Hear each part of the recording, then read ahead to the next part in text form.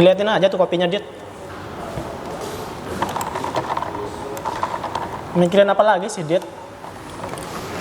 Nggak ada nih. Lah, malah pergi lagi.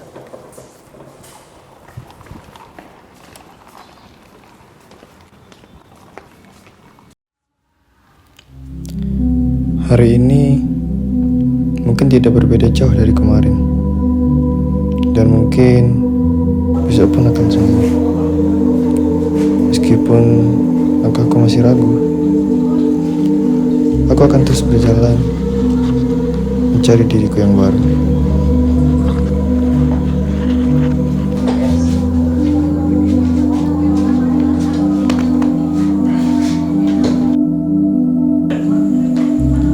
Rumah ini, meskipun kecil dan sunyi, adalah satu-satunya tempat di mana aku bisa membiarkan semua topeng jatuh.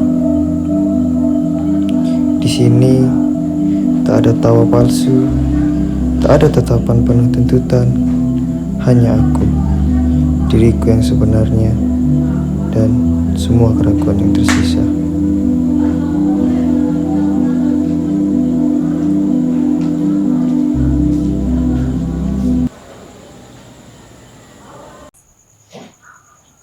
Selamat malam Mas Radit. Live update dulu dong. Gimana hari ini di kantor? Ada hal baru nggak? Hari ini? Nggak gimana sih. Sama aja kayak biasanya. Duh, selalu deh Mas kalau ditanya jawabannya sama terus. Ya udah deh, kalau Mas Radit nggak mau cerita, aku aja yang cerita. Mau denger nggak? Mas tahu nggak? Tadi pagi aku bantu Bu Rina masak di sekolah. Terus katanya masakan aku enak loh. Habis itu aku belajar bikin kerajinan tangan di sekolah. Kata guru aku kreatif. Oh iya. Tadi sore di depan rumah ada kucing kecil gitu loh. Tami bantu bagi-bagi makanan gitu, lucu banget. Wah, hebat banget ya Tami. Mas bangga deh punya adik kayak Tami. Tami juga bangga punya kakak kayak Mas yang kerja keras buat Tami. Udah jam segini nih. Mas mau istirahat dulu ya. Tami juga istirahat ya. Siap, Bos. Selamat istirahat ya, Mas Raditku sayang.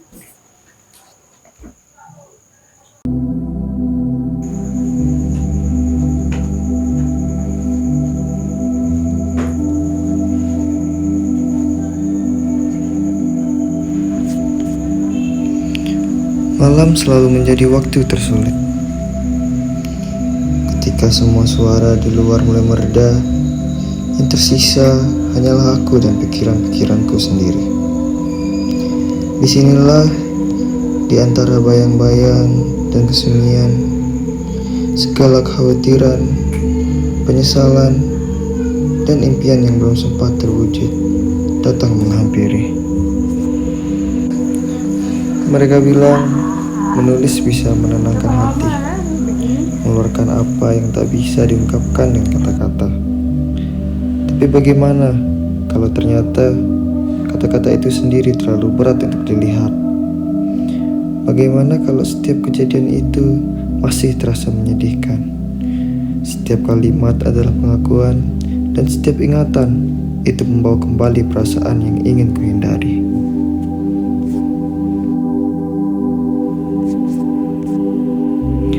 Malam ini sama saja seperti malam-malam sebelumnya. Aku bertarung dengan diam, tapi di antara suara hujan dan berisiknya suara di kepalaku, ada harapan kecil yang menunggu sebuah janji bahwa mungkin besok aku akan lebih berani. Mungkin langkah pertama untuk keluar dari kesepian adalah mencoba. Ya, hanya mencoba.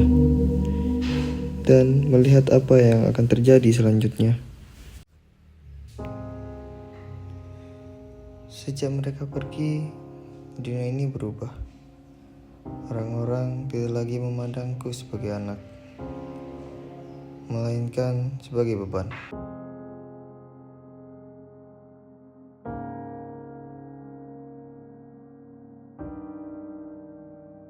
Aku mencoba segalanya, dari kerja paruh waktu hingga meminjam uang. Tapi itu tidak cukup. Rasanya aku selalu berlari lebih cepat daripada usahaku.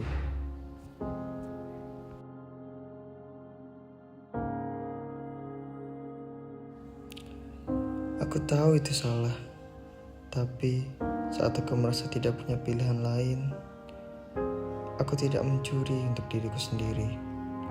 Aku mencuri untuk bertahan, untuk adikku, untuk janji yang kubuat pada orang tuaku sebelum mereka pergi.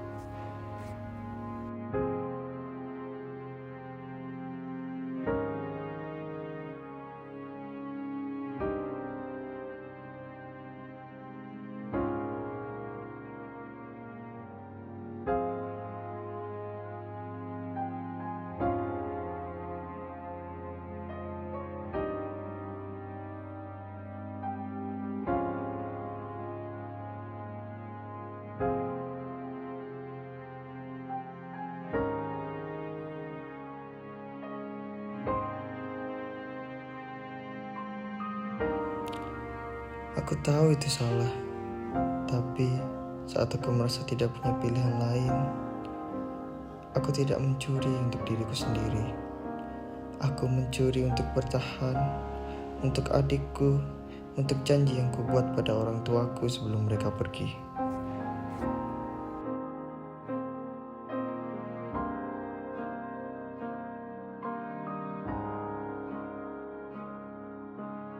Aku pikir itu hanya sekali, tapi rasa takut, tekanan, dan kebutuhan membuatku melakukannya lagi dan lagi.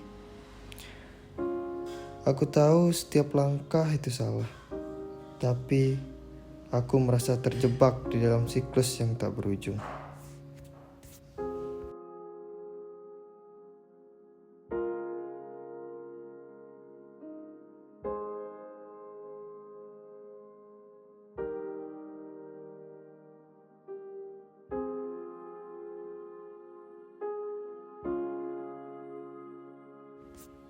Seandainya aku bisa mengembalikan semuanya.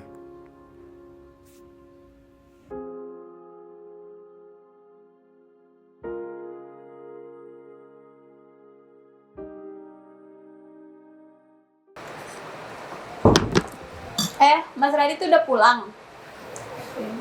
Aku ambilin minum sekalian makan ya. Boleh deh. Kayaknya enak tuh untuk menghilangkan capek.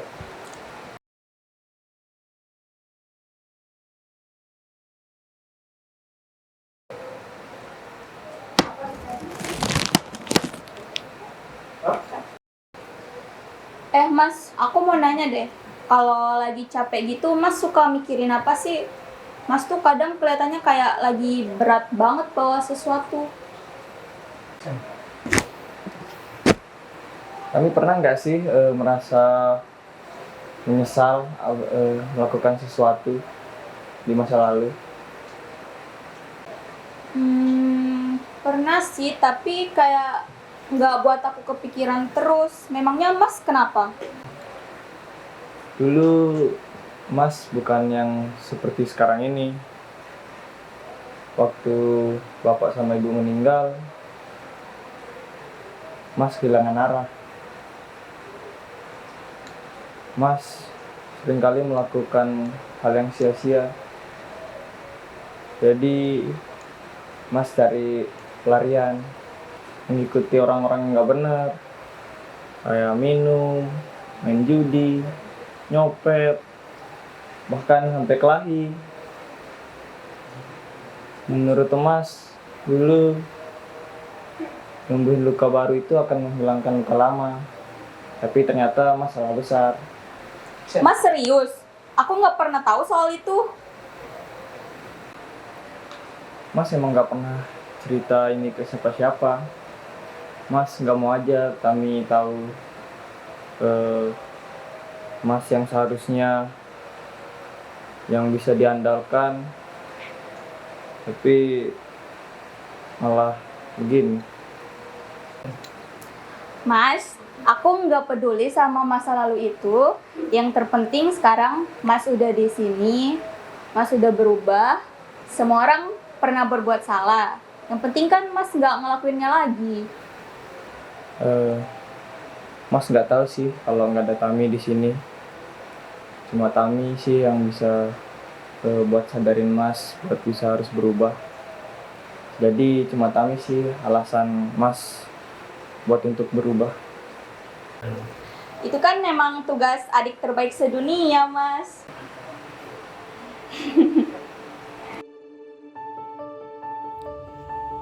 Tami adalah cahayaku. Dia selalu ada untuk mengingatkanku kalau hidup ini masih punya arti. Bersamanya, aku tahu aku nggak pernah sendirian. Walaupun masa lalu memang meninggalkan bekas, tetapi masa kini dan masa depan adalah kanvas yang bisa kita isi dengan hal-hal baru. Dengan keluarga yang tersisa, dengan teman, dan dengan harapan yang tumbuh dari luka yang sembuh.